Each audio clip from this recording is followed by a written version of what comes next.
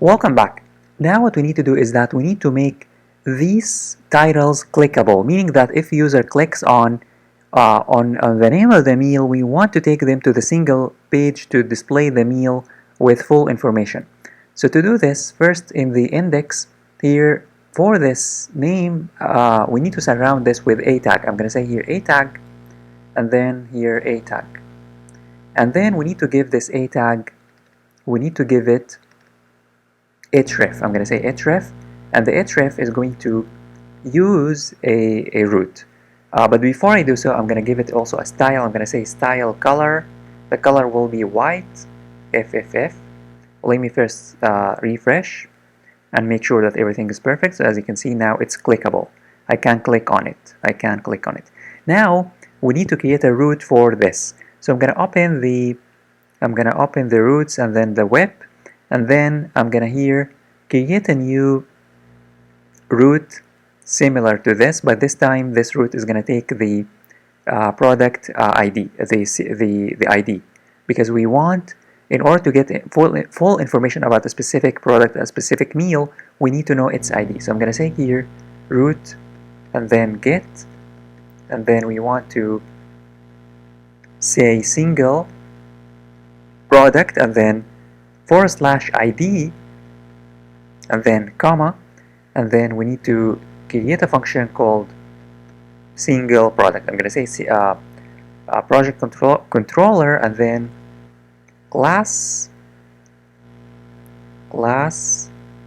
and then comma and then single product, and then the name is single product, single product. Now what we want to do is that we want to in the index we want to use this, so we need to say here double curly braces and then root, and then I'm gonna say here single product.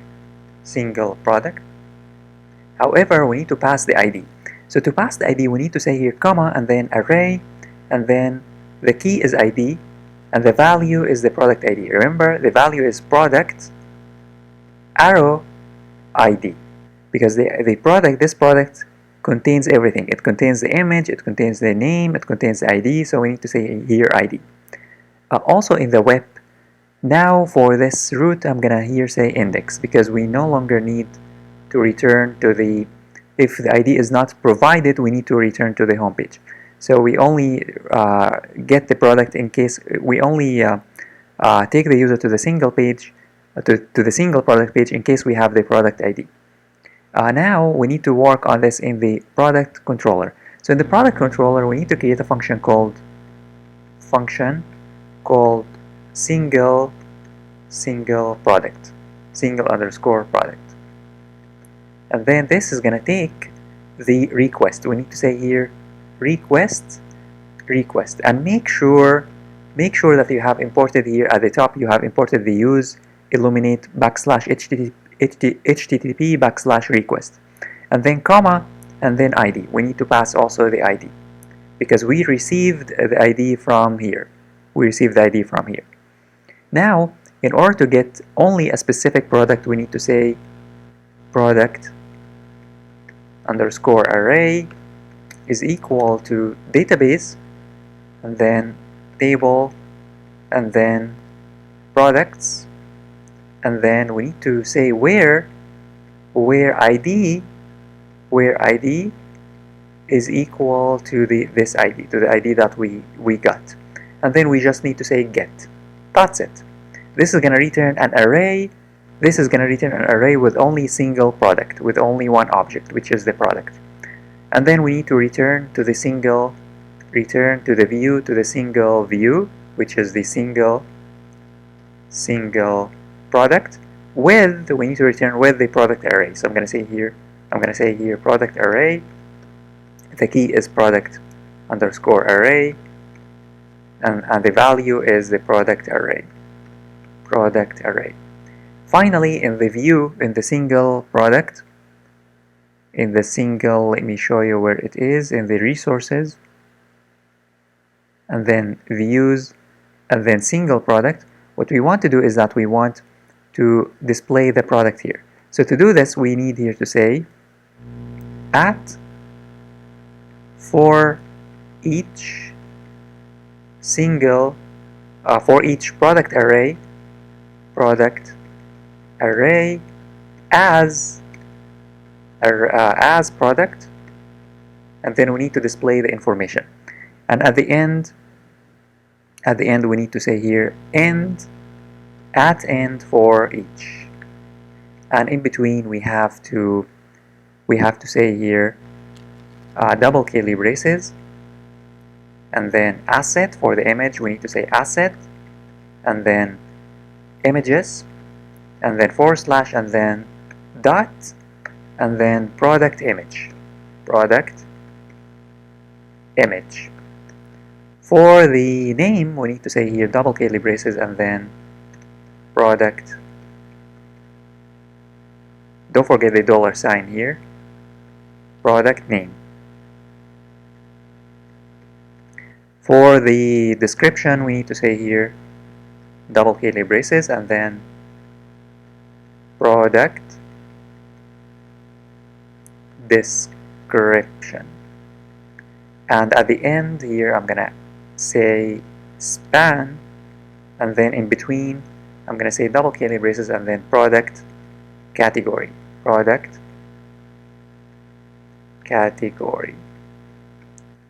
And also the product type, I'm gonna say here hyphen, and then double curly braces, and then product type.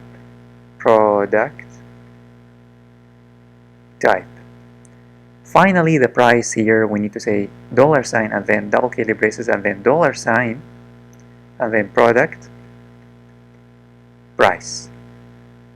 And we are good to go. Let me save, and let me head on over to the browser to test. Now I'm gonna refresh, and here we have a syntax error. It says here unexpected a curly bracket in line 24 in the project controller. So here I forgot to add semicolon. Let me try one more time, and let me refresh. And now let's click on the name of any of these meals. I'm going to click here on the name, and as you can see, it's going to take me. Let me here click one more time. So we have a problem. Let me check here what the problem is. So the problem, let me save. Let me try one more time. So let me click on the name one more time, and it worked. As you can see, it took me to the single product page, and now it's displaying full information. It's displaying the meal, the description, the everything. We can also display here with the category in the single product. Instead of displaying the category and the type with the description, we can display them after the price. So we can display them here. So if I refresh now, they will be displayed here. The meal will be displayed here. I think only the meal is important here. Here, we need to say meal. Type, meal. You can say type or category or whatever you want. Here, I'm going to say 24, and the type is meal.